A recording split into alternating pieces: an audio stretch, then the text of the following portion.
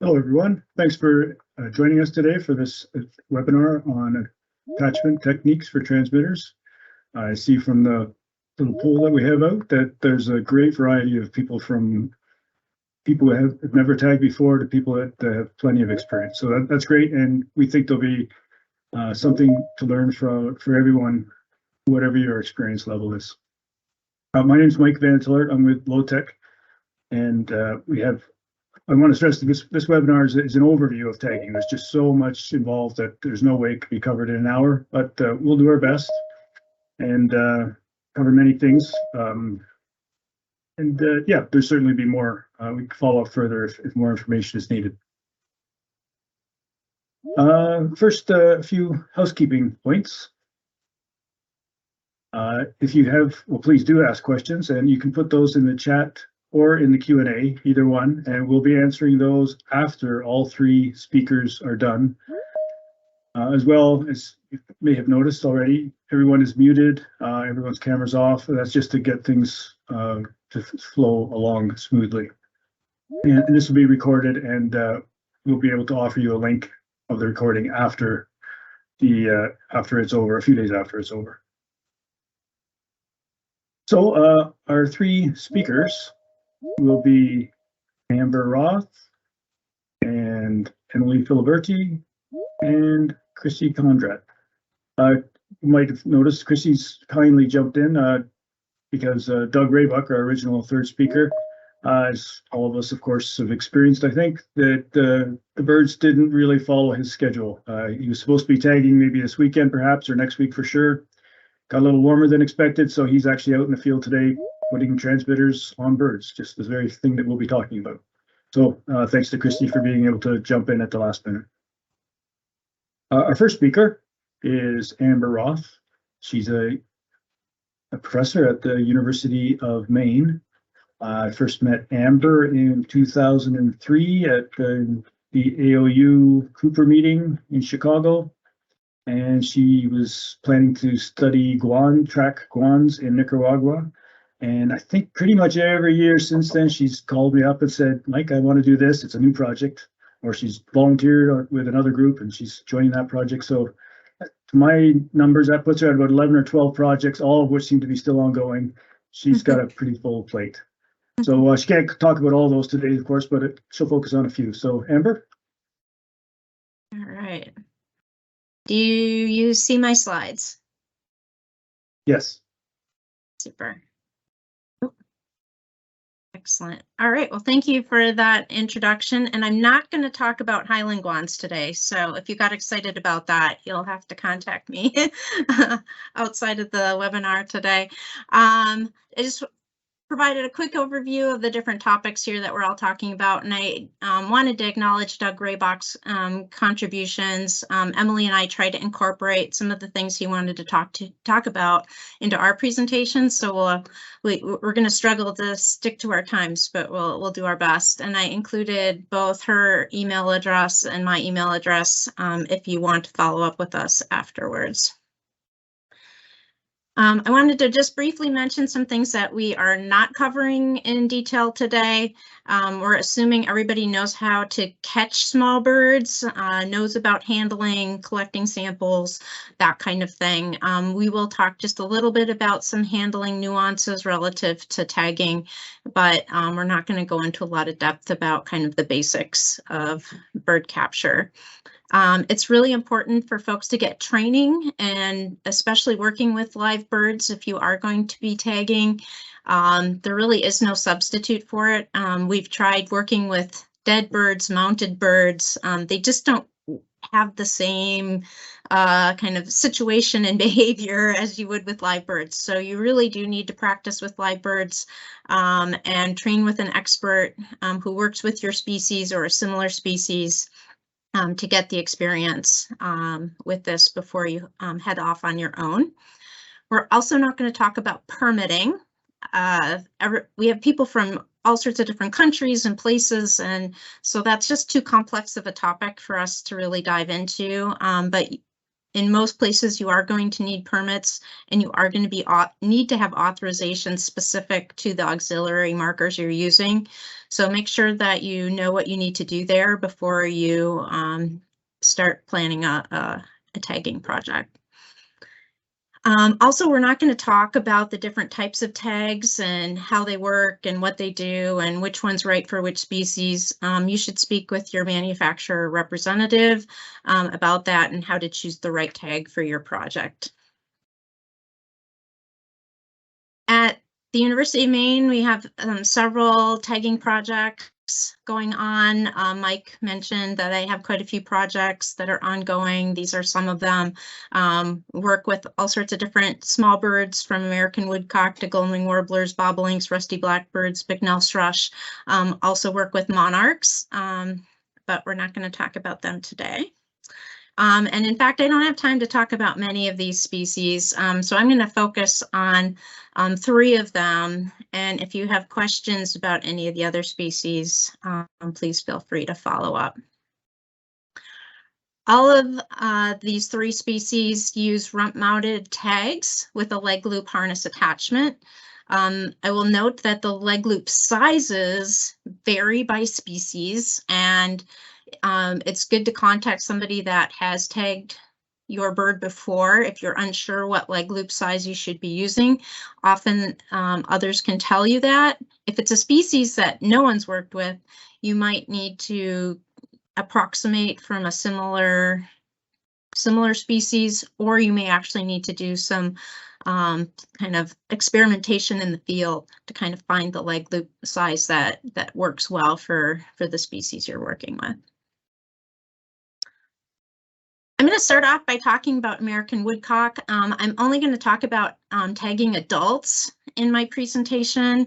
For a couple of species, we've worked with nestlings and fledglings as well, and those have some other issues and things to think about. We just don't have the time to really dive into that aspect of tagging. Again, that's something you should feel free to follow up about.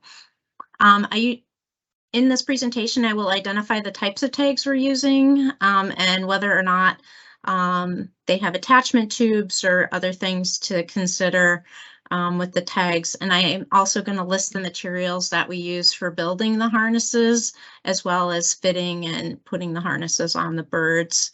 So for here, we've got American woodcock. For most of our species, we use some sort of Stretch Magic jewelry string. The diameter of that varies depending on the species. In the case of woodcock, because it's a little bit of a bigger bird, we use medical tubing. The medical tubing is just meant to be a little bit more of a cushion underneath the leg joints, so that you know, they have maybe less issues with the Stretch Magic kind of digging into the joint. We don't use that on the smaller birds, but it is something we use on the little bit bigger birds that can handle that extra weight. Metal crimps are going to be important. I'll explain where that comes in. Super glue is important in almost all cases. Mineral oil in this situation, as well as tools for measuring your loops as you're building your harnesses. You need a needle nose pliers if you're working with crimps in particular. And I put a couple pictures at the bottom. I do like using either a sewing gauge on the left or a caliper on the right. They have the nice kind of little prongs on the top that you can use to measure your loop sizes. And to measure your loop sizes, you want your loops to be taut, but you don't want to stretch them at all. So you want to kind of pull out those loops. That's how you measure the loop sizes for your tags, and these 2 tools are really good for that. All right, so let's kind of walk through building a harness. I'm going to walk through this American woodcock harness. I need to acknowledge Alex Fish, who was a PhD student in my lab, who has now graduated. who developed this kind of modification of a common technique for building harnesses.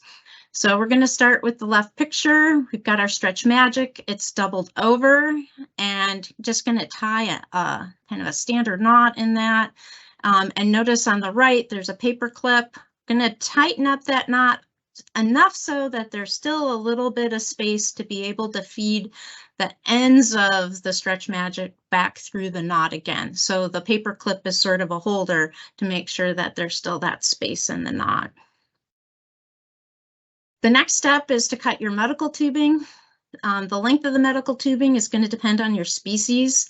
You want the medical tubing to be long enough that it will remain underneath the leg of the bird and not be sliding around.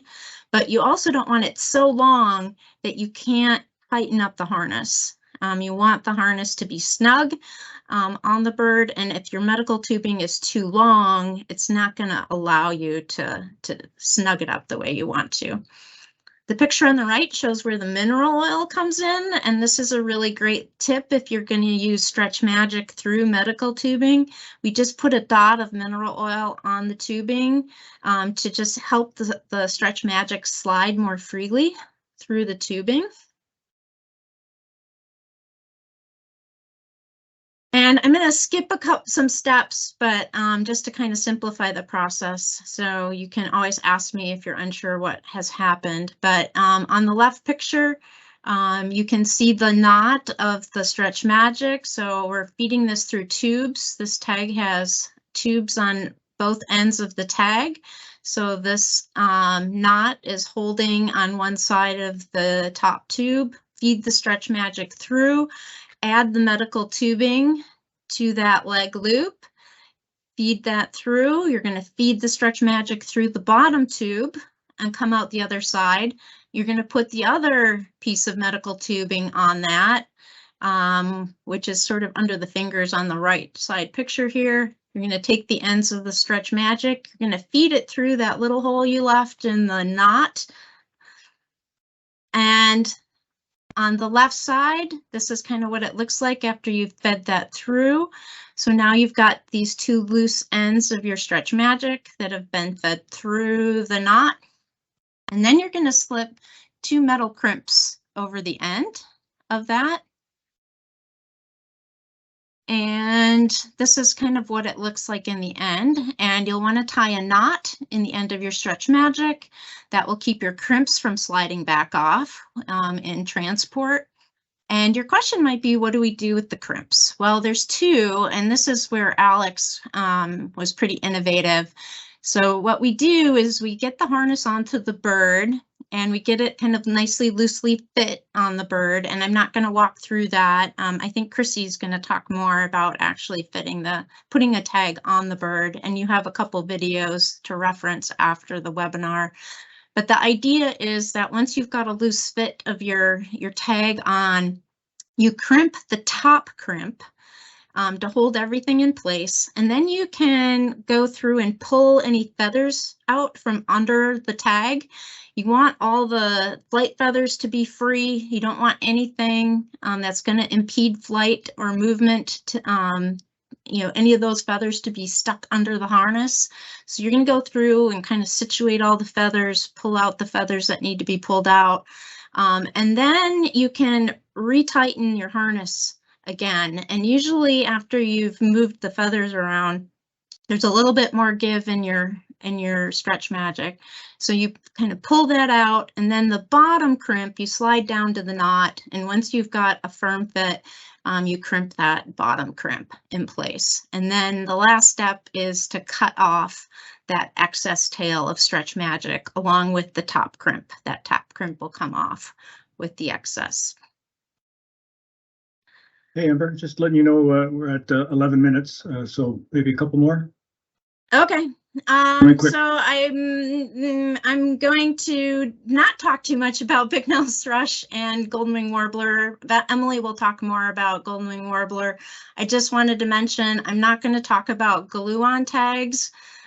We've done that with Bicknell's thrush. That's one of the options we've used. I show a picture here of the tubes for the nano tag for the bignell thrush. We've used both elastic, stretch elastic to fit these tags on. They have a lot of stretch to them, which might be concerning about getting things stuck under the tag. We've also used Stretch Magic with crimps. I also like using a weak link, especially on tags that you don't want to keep on the birds for the rest of their lives. This weak link is just a little piece of rubber band that we've crimped into the tag. So that's something to note there. For golden warblers, the tags are so small that you don't have tubes. You don't have the ability to use a lot of material due to the weight limitations.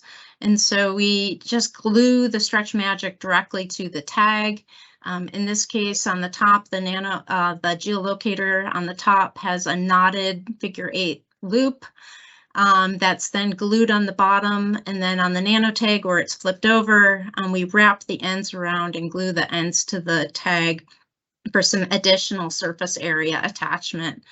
For really small species like golden warbler, I really recommend using a crochet hook. That becomes your best friend in the field for getting those loops over their legs and getting them situated up under the loops up under the leg joint properly. That's really important to make sure your harness loops are in the right place. So I don't know, Mike, I haven't even gotten to general harnessing tips. So I don't know if you want me to stop or keep going. Another minute or two. Yeah. Okay.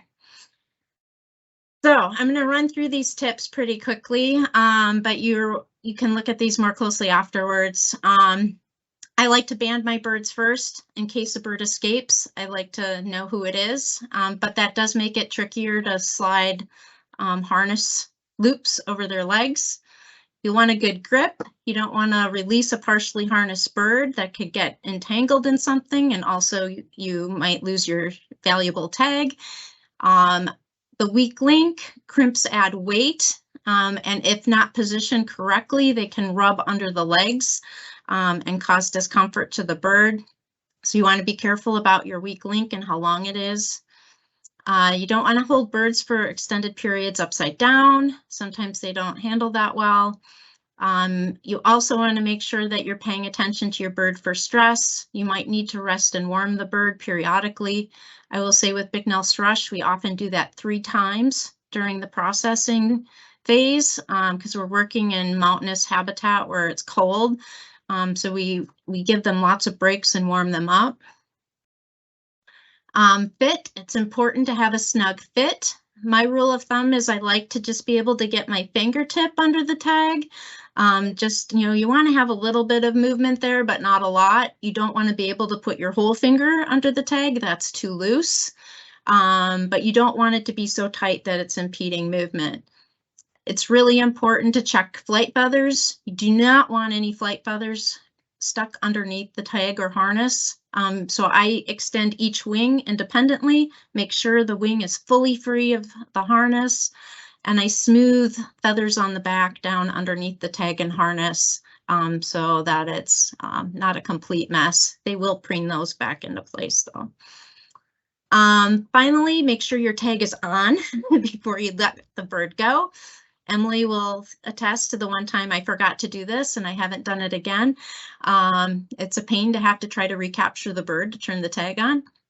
And be careful of where you're releasing the bird. I always try to release the bird like in this picture in an open area so that if they don't fly right away, you can easily recapture them and they're not in dense vegetation. You might need to make some adjustments or rest the bird and give them a chance to get used to their harness. Generally, females seem to adjust to the tag faster than males. And we've got our hypotheses about why that is. I'm not going to talk about these next 2 slides, but they're here. You want to minimize tag effects. There's some great resources. This just came out in the North America Bird Banding Journal. This is a great article. The link is there. And also you want to make sure that you're understanding the effects of the tags relative to birds that are controls. And usually those are birds that are just color banded that you're reciting, because you do want to make sure that you are not having negative effects of your tags. And this is an example from Doug's Cerulean Warbler project. And that's where I'm going to end. So I'm going to turn it back over to Mike. Thank you.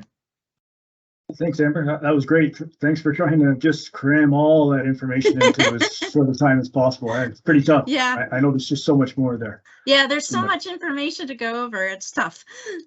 Yeah. So yeah, we'll put up another poll here as we transition between our speakers. And just a reminder to everyone that if you do have any questions, please put them in either the chat or the Q&A, and we'll cover those at the end of the three speakers.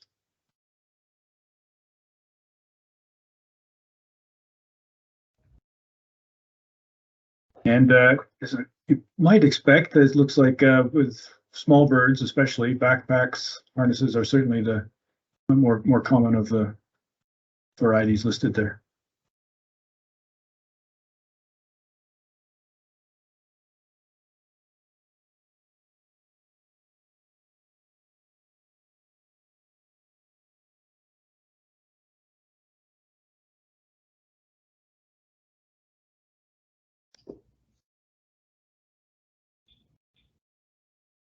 Our next speaker is Emily Filiberti, and she's at the University of Maine. She's a graduate student in Amber's lab, and Emily has been doing almost nothing but tagging and tracking golden wing warblers for the last 2 or 3 years. So I don't know how many birds she's had in hand, but it's been a lot.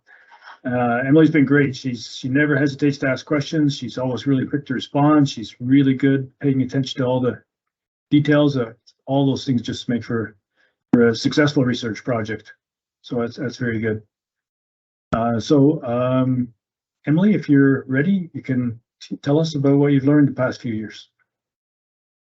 All right, thanks, Mike, for that introduction. I'm going to spend the next 10 minutes discussing ways to maximize bird safety when tagging birds. I'll spend some time discussing safety tips that I learned specifically for deploying nanotags on golden wings, as Mike mentioned. This has been most of my tagging experience, so I've definitely learned throughout my field seasons what to look out for and also how to properly adapt your experimental design to benefit the safety of smaller birds. And then I'll just finish it up with just generic bird safety tips to keep in mind when tagging in the field. So as I mentioned, I work primarily with golden wings. Part of my project is to deploy nanotags on both males and females. So in this table, I've highlighted the specific low-tech model that I've been using. I've been deploying tags that last for over a year, which is perfect because I'm trying to estimate annual survival of golden wings. And as many of you know, these nanotags emit a signal that can be picked up by multiple receivers. So whether that's ground telemetry with Yagi antennas or the myriad of MODIS stations that we currently have active. But these tags specifically are light enough to deploy safely on golden wings who weigh only on average 8 to 9 grams. One problem we found right away with these nanotags is that the antenna exceeded the length of the bird almost by twofold. As you can see in this picture, they come with 18 centimeters of antenna, which is pretty long when compared to just this mechanical pencil. For reference, golden wings are typically around 12 centimeters long. So if you're attaching via leg loop where the tag sits on their back, this would leave about 12 centimeters of antenna protruding off their back. And then with that exposed antenna, there's a very real possibility that the antenna could get tangled in vegetation, particularly for some of our ground-dwelling species. So before we even deployed these nanos, our team made the collective decision to trim the antenna from 18 centimeters down to 12. However, that trim didn't really seem to be enough. When we returned in the subsequent year, we did find a female golden wing nanotag that had gotten tangled in vegetation and had resulted in a predation event as a result. And in this picture, you can see the grass that was twined around that antenna. So we decided to see if it was feasible to trim the antenna even further.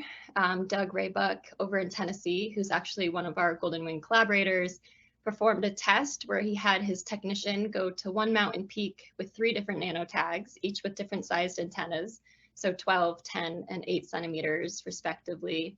And then Doug went to the other mountain peak. He performed 2 tests, one about 11 kilometers away, and then another one 14.5 kilometers away. And he had his ground receiver and his Yagi antenna with him. So this was very much an unobstructed distance. And there was also moderate wind at the time, which was good because that's what you could expect during migration anyways. But Doug just basically documented the signal strength that the receiver was outputting for all 3 of the tags. And you can see from these 2 tables that the 8 centimeter antenna in comparison with the 12 centimeter antenna didn't really have a difference in signal strength. In fact, for the 14.5 kilometer test, the 8 centimeter had a stronger signal than the 12 centimeter. And Doug kind of speculated this could have been because the 12 centimeter was waving and bouncing quite a bit in the wind, whereas the 8 centimeter was definitely less wiggly and had more potential to be picked up. So basically, this test just let us know that in terms of detection distance, trimming the antenna didn't really interfere with the potential to pick the nanotags up. But then we wanted to see if trimming the antenna would impact detectability in dense vegetation. As I would imagine, those of you who are doing ground telemetry will often have a lot of obstacles or maybe topography in the way of detection. So in Wisconsin, I performed a very similar test to Doug, but through dense early successional habitat. So I placed 3 different tags, 18 centimeters, 12, and 8 centimeters, approximately 1 meter off the ground. And then I just walked the trails, taking opportunistic readings as I went. So on the map in green are the locations where all tags were picked up with my ground telemetry. In yellow are places where just the 18 and the 12 were picked up. In orange, only the 18 centimeter was picked up. And then in red, no tags were detected. So the takeaway from this test, 2 major takeaways. The first was that there wasn't really a strong difference between the 12 centimeter and the 18 centimeter in terms of detectability through dense vegetation. And then also we weren't able to pick up even the 18 centimeter more than a kilometer away, which was a very different story than what Doug had found in his test when he had no topography or vegetation acting as an obstacle. So ultimately, based on those 2 tests, we did decide to trim the antenna even further down to 8 centimeters for our 2022 cohort. And in these 2 pictures, you can just really compare the protruding antenna length on 2 different golden wings. It's pretty obvious that the 8 centimeter has less of a chance at getting tangled in veg as the 12 centimeter. So just general tips from this study. To summarize, it's a good idea to test your own sites before you deploy to see if trimming antennas might impact your detection ability, but definitely consider trimming your nanotags if necessary, especially if you're handling smaller warblers. That being said, I can only advocate for VHF coded nanotags in terms of trimming. Definitely check with manufacturers whether or not you can actually trim antennas. For example, the GPS tags that Low-Tech offers, it would be pretty detrimental to cut that antenna in any way. And I'll just transition to some general bird safety when deploying tags. It's pretty well known at this point, but try not to tag in inclement weather if you want the bird, or you want the bird to be as dry as possible. So if it's too windy or rainy, consider waiting a little bit until it's safe to net the birds. In terms of temperature, it's a good idea to wait until it's at least 40 degrees outside and your hands aren't completely frozen and not able to bend. And also a good idea not to net or handle birds when the temperatures are above 80 to 85 degrees Fahrenheit, just to help mitigate heat exhaustion. And then keep in mind timing as well. It's generally not the best idea to try and capture an individual that just returned to their breeding ground and had just finished their arduous migratory journey the previous night. Also try and avoid capturing actively nesting females or maybe just displaying males, anything that would get in the way of that biological process. And then when handling a bird, sometimes they do get a little bit stressed, so it's important to recognize signs of stress in individuals. In this picture, top picture, we had a stressed golden wing female. So when we were handling her and after we had put her tag on, we noticed that her eyes were drooping quite a bit. Her feathers were definitely fluffing up and she was getting quite limp in the hand. And you can really see the difference between the stressed female up top and then a more relaxed and healthy female in the bottom picture. So when this happens, you can put the bird in a leg hold and gently bounce them up and down. If this doesn't seem to help, put the bird in a bird bag and place in a warm environment, whether that's under your coat or maybe in a heated lunchbox. But make sure the environment is quiet and that you're not checking up on them frequently. It's best to check on them every 20 minutes just to give them the time and the space that they need to recover. So in our case, with this female, as soon as she started showing signs of stress, we immediately took the tag off, which was an important step. And then we placed her in a bag and then checked on her in 20 minutes and she was fine and we released her. We didn't attempt to put the tag back on her.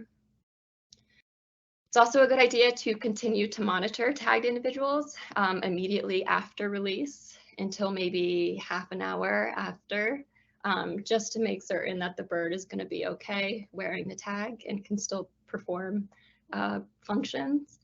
And then if they're wearing VHF telemetry, it's also a good idea to continue checking up on them. Maybe one time a week at best would be awesome, just to make sure that the signal is still moving, meaning the bird is still alive and moving around, or obviously getting visual confirmation works just as well, if not better.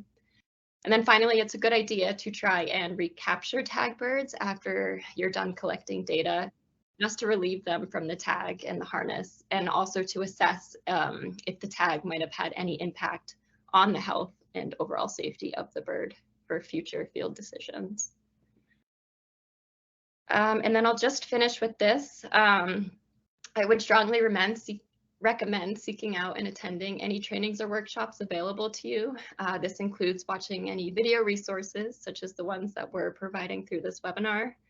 One of my responsibilities for my project was to hold a training session in Kentucky where I showed collaborators exactly how to deploy tags and search for them. So in this workshop, I put leg loop harnesses on 3D printed dummy tags, and then we practiced deploying and removing those from birds. And if you're going to practice on real birds, which Amber mentioned is the best way to go, it's generally easiest and safest to deploy on really common species, such as house sparrows, or in the case of larger birds, maybe European starlings. But for the sake of time, that's all I had prepared for you. So feel free to ask me any questions during the discussion period of the webinar. And with that, I'll hand it back over to Mike. Thanks, Emily. That was terrific. A lot of very useful information and things to consider. And one thing I kind of got from that was if somebody's trying to put a tag on me, if I play like I'm really sick, then they'll probably take it off of me. So I'll keep that in mind for the future. Yeah, we don't want them to catch on. Yeah.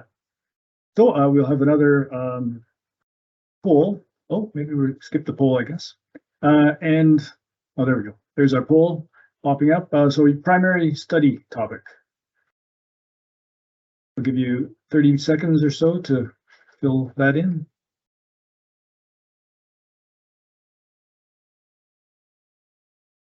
And yeah, thanks, Emily, for mentioning about the different tag types. The trimming antennas can work on some tags, as you've mentioned, like nano tags and VHF tags. But yeah, it actually could basically kill the tag if it was done on GPS and some of the satellite tags. So yeah, just check with your suppliers at the time if you are considering needing to check to trim your antennas. Just ask them, and they'll be able to let you know if it is or isn't okay.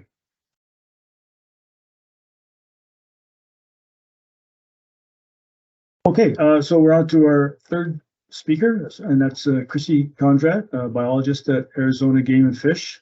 And I hope it'll be okay for Chrissy. She got put under some pretty quick time constraints, managed to put this together in a day and a half, I think. So great that she could do that. Oh, even shorter. Okay. And so Chrissy's bringing a bit of a different geographic perspective. So we moved kind of from the eastern U.S. to the southwest U.S., where it's much drier. And as you can see from the screen, a different group of birds, thrashers in this case. Chrissy, looking forward to hearing what you have to tell us. Thank you. Hopefully some of the information I could provide today will help with your future projects. I'm going to focus a little bit on, what your study design is and what you're going to need and what will work and won't work with things that we've tested on 2 different projects that I worked on, one with LeConte's thrashers and one with Bendire's thrasher, yes, in the very arid desert. So basically with these 2 different projects, there was 2 different ideas in place. One, we were with the LeConte's thrashers, we were targeting nestlings, and we were using these VHF transmitters. And with the VH transmitters, they did have a tube on the top and the bottom, but we were going to be putting these on nestlings that were going to have to grow into it. And I'll go into a little bit more on how we decided and deciphered how we were going to make that work. And then the second project is a recent project that we are actually finishing up this season.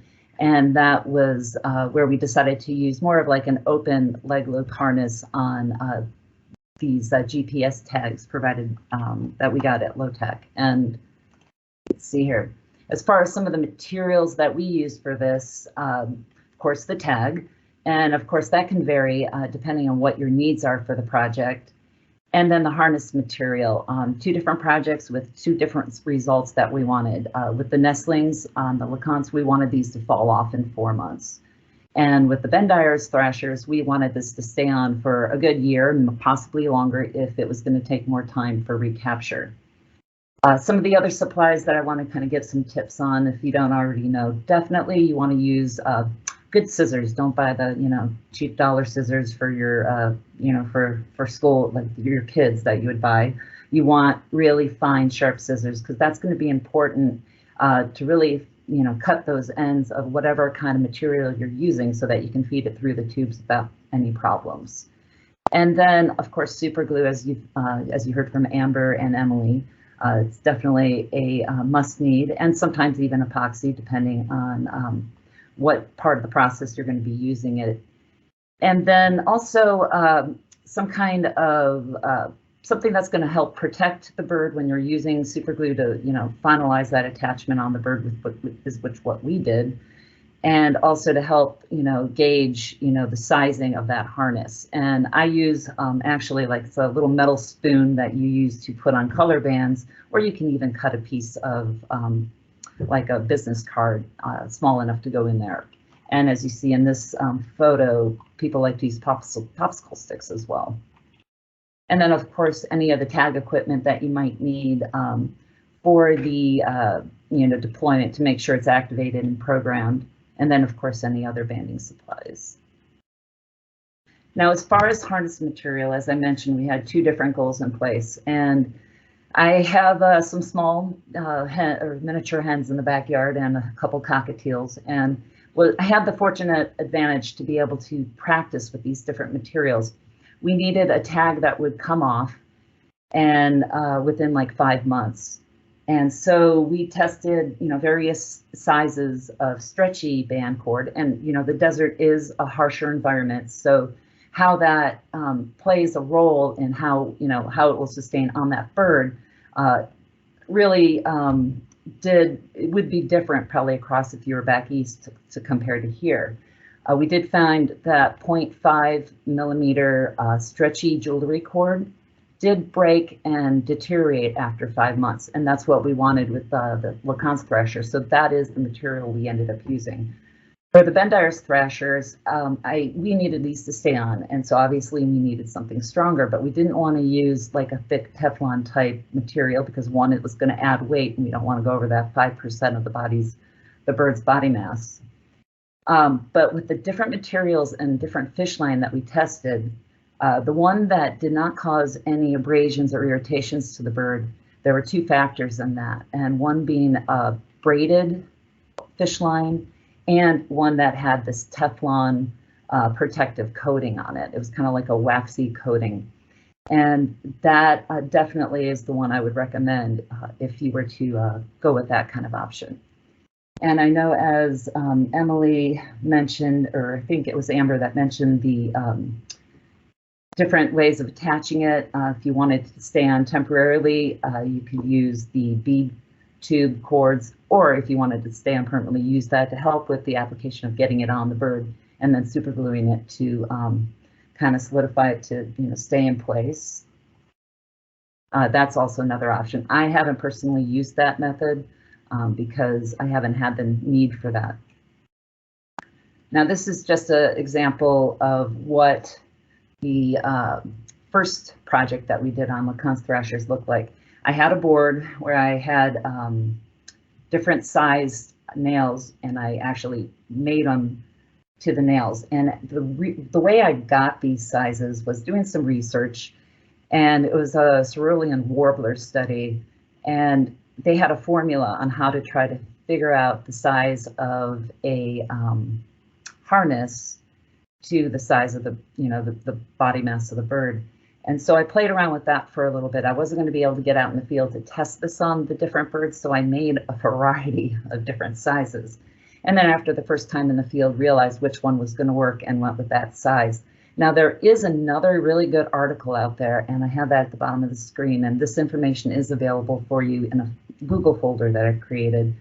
But it actually has a number of different species of birds that gives you the size that will work for that bird. And that might be helpful as well in your future projects. Let's see. All right, so next one. So as far as attaching it to the bird, the smaller the bird, as far as bird safety, one person can possibly do a smaller bird. It's relatively easy and doesn't take a lot of time. But once, if you're doing adult birds, and these are birds that are about 64 grams, you definitely, just for the bird's safety and the time of bird in hand, you're going to want to have at least 2 people. And for these nestlings, what we did, another little step that we did that we found that really worked is we didn't want these to be too tight, of course, when they're 14 days old, and they were going to grow into these. So we did try to find something that wouldn't be permanent, but would deteriorate if we were to glue it on.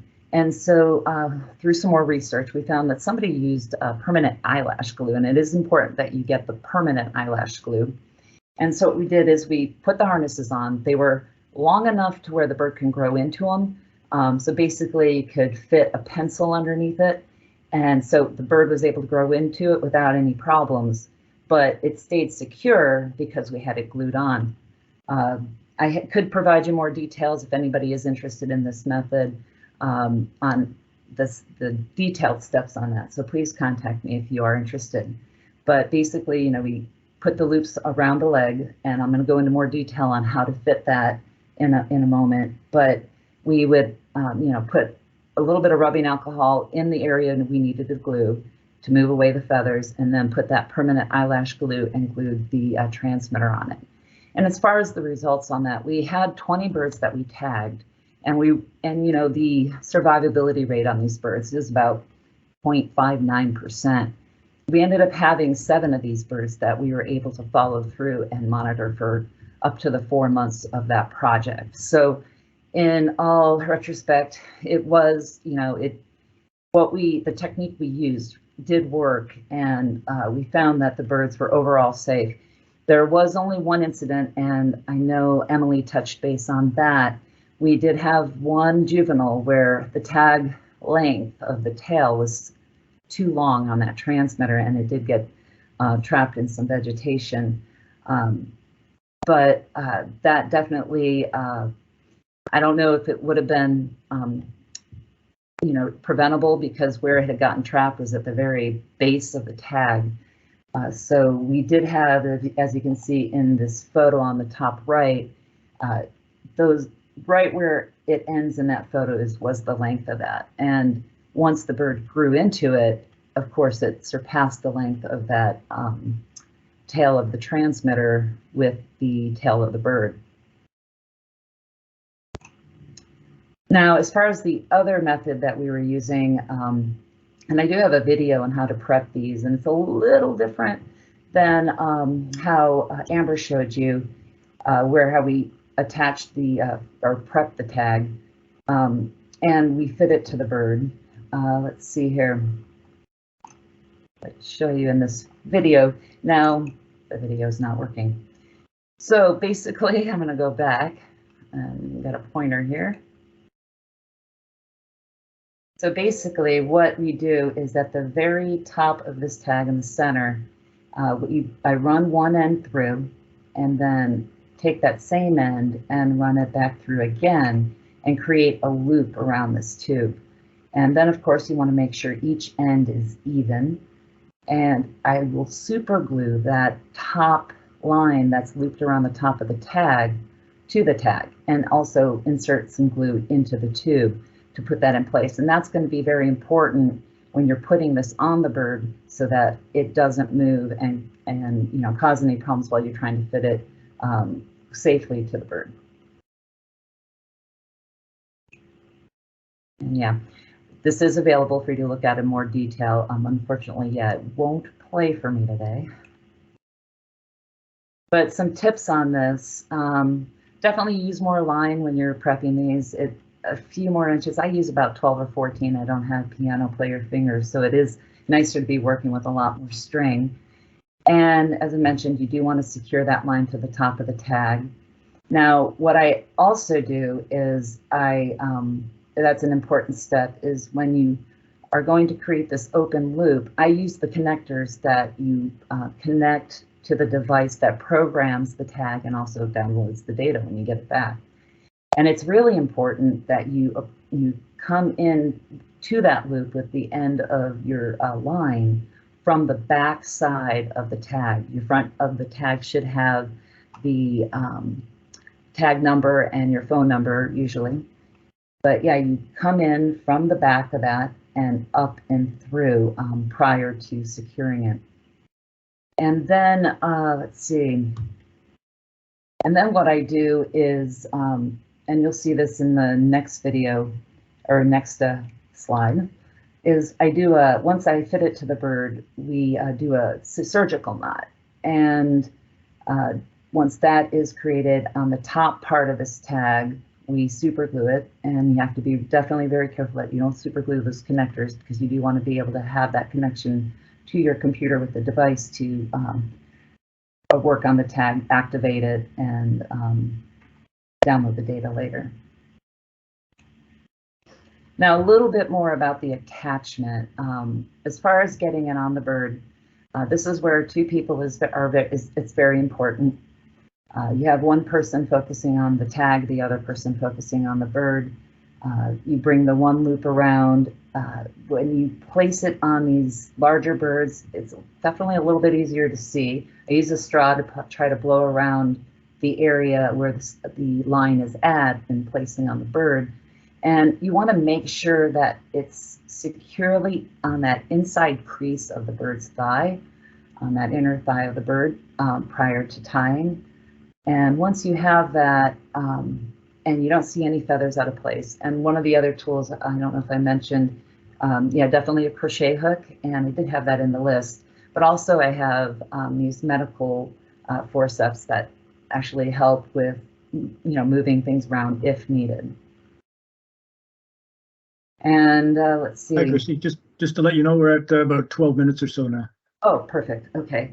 And then also it's very important to have that spoon or heavy card underneath the transmitter to make sure that it's not too tight when you're actually tying and knotting. So as long as you have that is able to slide under there, you know it's not going to be too tight, and it's going to protect the bird from the super glue when you're, putting super glue on that knot.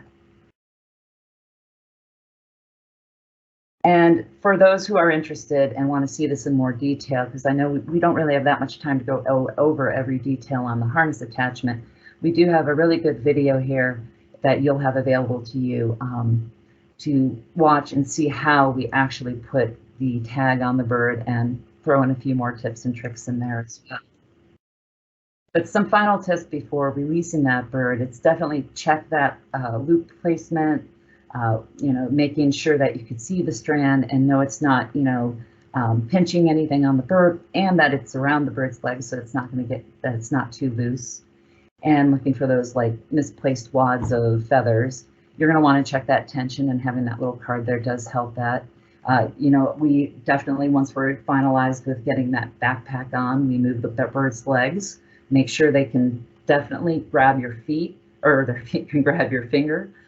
That tells us that, you know, they do have that functionality that they need. And then, of course, make sure you activate that tag, because, yeah, we've done that once before and we'll never do that again. And definitely another thing on the tags, definitely you want to practice with those tags prior. We do have house sparrows that we're able to use for that kind of practice. And if you, of course, you don't have the backyard birds to try that on. You want to make sure that those transmitters are working. Now, as far as the bird's conditions from the second project, yes, every bird we have recaptured has not had any problem with, when we've used the braided and coated line, has had zero problems with their condition, no rubbing, and very satisfied on that. And it lays good on this bird and hasn't caused any problems that we are aware of at this point. And as far as just the success rate of getting these tags back, for them working and staying on these birds, our success rate on recapture is falling right there and a little bit above of what we would have normally have expected.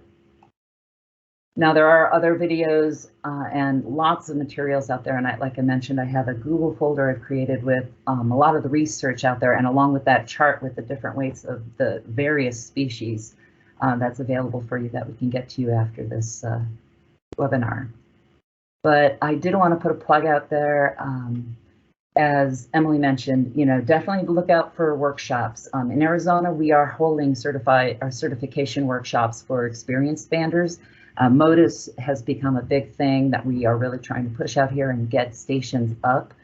And the only thing we're lacking is the ability of having a good number of banders out there that have the experience to get permitted and authorized for these activities.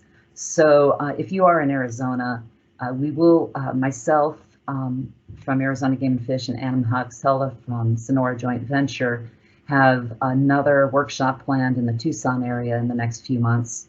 And so definitely contact me if you're interested. And what we try to happen, what we've worked with Matt Rogoski over at Bird Banding Lab to develop this certification workshop, and we'll provide you with a certification letter that hopefully will help you with getting authorized with the Bird Banding Lab, and then of course with your state permitting, which in Arizona you'd contact me. But yeah, again, thank you for your time, and definitely good luck with your project.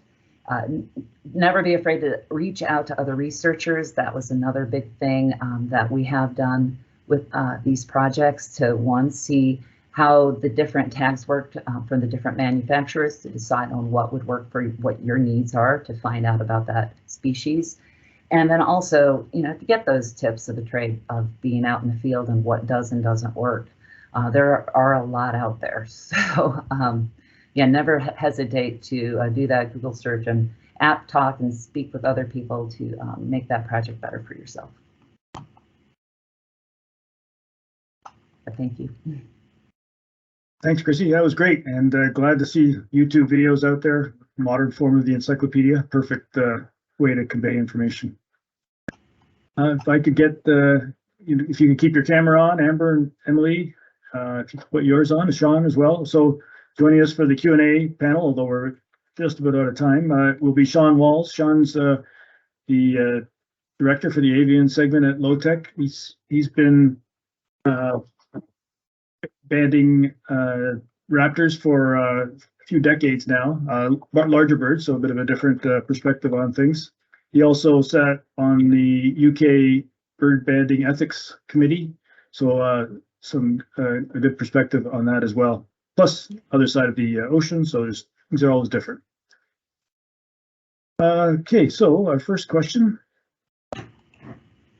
This one's from Julie Hagelin from, and it's for Amber, directed to Amber. Does the medical tubing reduce injury that would otherwise occur with Stretch Magic alone?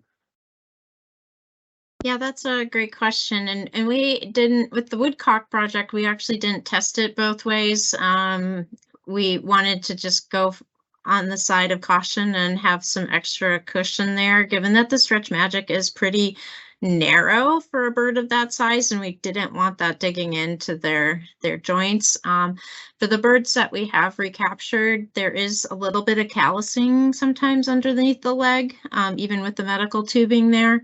So I think that's something that you have to assess on a species by species basis, and it's something that you might try a couple different ways and see if you've got different outcomes from that. Thanks. Okay. Did And somebody kind of else had a question about weight, I think, too? Do you want me to address that as well? Yeah, so that question was, can you recommend an approximate bird weight or transmitter weight threshold for using medical tubing? That was from Corey Overton. Yeah, so that's a great question too. And I think, the important thing is that you want to think about the total weight of all your auxiliary markers, the bands, the tag, all the harness material, glue, all of that. How much does that weigh in total? And at least in the US, the bird banding lab does not want you to exceed 3% body weight for all of that. You can get exceptions on an experimental basis of up to 5% body weight, but you have to work with them on that, and they won't just automatically approve that. So you have to justify that extra weight. But so that's an important consideration, is how much additional weight does the medical tubing add? And in some situations, you might not want to add that extra weight. We've used the medical tubing also with rusty blackbirds a little bit. We tried that, but we've just stuck with the Stretch Magic, but a little bit larger diameter, just to have a little bit more there. And also, blackbirds are really hard on materials. Like they will rip off antennas, they will rip off tags. So you also need to think about your species and what the species behavior is. So with blackbirds, like we've decided, everything has to be reinforced. We can only use metal bands because they destroy everything else. So so those are all things to think about in making that decision.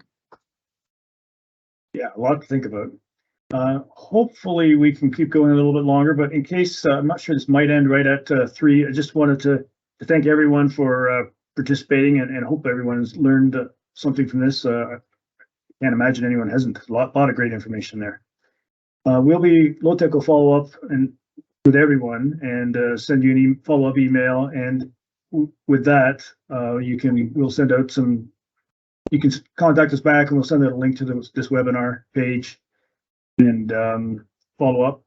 And any questions that we can't get to in the next little bit here, we'll certainly address those as well. Make sure we follow up with those. The next question we had was from Nathan Cooper, and this one looks like it's for you, Sean. It'd be great to see some extensive testing on antenna trimming for MODIS tags in different habitats. It takes a lot of work to do, and would be nice if each study didn't have to do it themselves. Could be an easy undergrad study or something that LoTech does.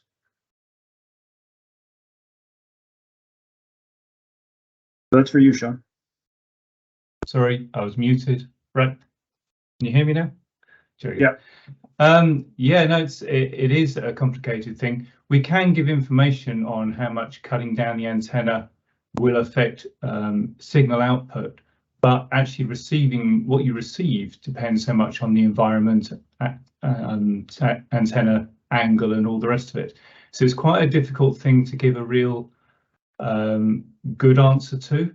I do think that also nanotags that are used in MODIS operations, they will go down kind of linearly. You can cut the antenna down a bit and it will reduce the output according to the length. There are other tags where if you cut down the antenna even a little bit, it detunes the whole thing and you're right out of whack. For MODIS tags, I will think about ways in which we can provide more information, but take it carefully because, as I say, the environment affects things a lot too. Okay, next question was from Judith Santano and is for Chrissy. Looks like it's already been answered in the chat. Sorry. Yeah, that was if the tag stayed in place with the eyelash glue, and yes, it did, and it worked perfect. With testing that, it took about 3 to 4 weeks for that to deteriorate in the desert. So, yep, worked out just like we wanted. Okay, and the next question is also for you, Chrissy. This one's from Michael Helm. Thoughts on antenna and nesting birds? How do you deal with this? Time tagging for post-incubation. Well, we did consider a couple of different options, and we wanted to try to go prior to fledging. And with these particular birds, they fledge at about 15 days. If we went to a bird that was 13, 14, we had problems trying to keep them back in the nest after taking them out, even with, doing the standard keep, rag over or hands over until they've calmed down. So we aimed it 3 days prior to nesting and had a lot more success at them staying in the nest and with them being large enough to handle that tag. And there weren't any problems in the nest with the length of the cord, thank goodness. Or the tag. Next question is from Kenneth Popper, and this is an open one for whoever would like to address it. For a leg loop harness with waist loop on a 60-gram wetland bird, yellow rail, does it make sense to add medical tubing to the Stretch Magic for comfort, as well as maybe making it last longer, say 6 to 12 months for a migration study, or what would you recommend?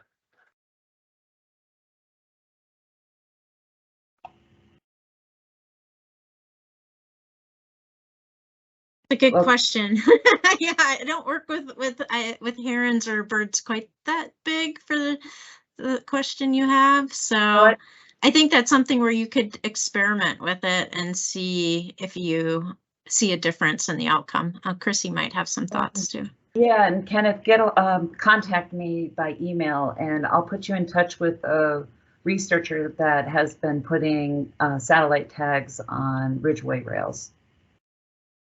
And you could talk to them about what they've used and what does and doesn't work. Yeah, there's a bunch of folks that work with some of the bigger rails that I was going to say the same thing. I know folks like at University of Delaware and stuff that work with, similar sized birds in similar environments that you probably could talk to about that. I think there's quite a few folks out there. I'm also thinking like Chris Tonra that's worked with like night herons out of Ohio State. He might also have some thoughts about that. Okay, next question was, where do you find workshops? I know that Chrissy, you had mentioned a few things. Emily, you had also mentioned you'd given one. So I'm wondering, Emily, how that was promoted, how much people might find out about participating in one? Yeah, so that was specifically just for my Golden Wing collaborators. So this nanotag project, we have like 10 different entities that were deploying tags. So that workshop was just set up so I could train them on how to specifically deploy the nanotags on Golden Wings. But in terms of how to find workshops, that's a great question. I would suggest staying in touch, checking out the websites with North American Banding Council. Also, let's see, definitely, of course, the any of your bird banding associations, Eastern or Western, and those kind of websites. It has become something that we're aware of. Oh, also your MODIS groups. So check out the MODIS website. You could check out who the regional lead is for that area and ask them, because it is a concern right now that we need to get more people trained to deploy these tags for MODIS tags. And so there has been a push to start getting some workshops out there. Thanks. That last slide you showed with the thrasher in the desert looked like a great place to do some training. I'd love to be that. Well, we're going to have some. Next, Julie Hagelin has another question, and this one is, for bank swallows with excess antenna length, does the waggling in the wind impact detection? I can take it a bit. It depends, really. It depends if it's a very small, quick vibration or whether it's actually just bending with the wind. Obviously, the straighter the antenna, the better the signal will send out. But again, it's just, it can waggle in all sorts of different ways. So I'm not sure when it's actually on a bird. If a bird's just flying along, I think it'll be fine. You usually find more problems when a bird's in vegetation and the antenna's sort of bent around and caught on the, well, not caught on the vegetation, but just bent around. Then it's going to affect the propagation of the signal. Thank you. How many birds do you think you have to tag with supervision before doing independently? So I could. that's a tough question. On that one. You know, doing some authorizations for permits as I review different applications, you want to have either recommendations from other people to know that that person's going to safely handle that bird and get that bird deployed. Or again, like we mentioned in these workshops, where you can have somebody kind of basically test your skills to make sure that you're, you know, capable of doing that. But one thing you can do prior to getting that experience is, you know, get the permissions to work with, or you can work with house sparrows. Those aren't protected species, to really get that practice in. Or, as I mentioned, I mean, I don't know what how things have changed from, you know, 20 years ago when I first started testing different things with using maybe your own personal pet bird. But of course, as long as you're doing it safely and not letting that bird get hurt. But it is tough to find a station to where you can get a lot of practice. So that's where you're going to have to work with the authorities that handle the permitting and find out what you can and can't do within that area to practice and get your skills. Or look for, like on the different bird banding association sites, that we do list people you can work with, and maybe contact and reach out if you do need to get like even your basic experience with capturing and banding birds. And I can jump in on that. I would say I've seen it that people can be really comfortable at it with as few as 2 or 3 birds. And then for some other people, it might take 10 birds. I think it really depends on your comfort level with handling birds, because that's so much of what the tagging is about, is, you know, transferring grip and, you know, turning the bird and, you know, being able to maneuver and, you know, moving the tag around. And so a lot of it is with comfort level of handling of the bird. And also, I think whether you're working by yourself or if you have somebody to help you can make a big difference as well. A lot of people are much more comfortable working as a team of 2 than trying to do it by themselves. So I think there's a number of factors that go into, you know, how many birds you might need to practice on. And I think it's all about your comfort level and where you feel you're at with the process too. Okay, thanks, Amber. Quite sure where the question is here, but from Corey Overton, he's marked over 300 ridgeways, and he could see using tubing for comfort, but the fail point that he sees most often is at the knot or through the attachment points. He doesn't think would be affected. Tubing could encourage water wicking to body surface. Does anybody have any thoughts on that?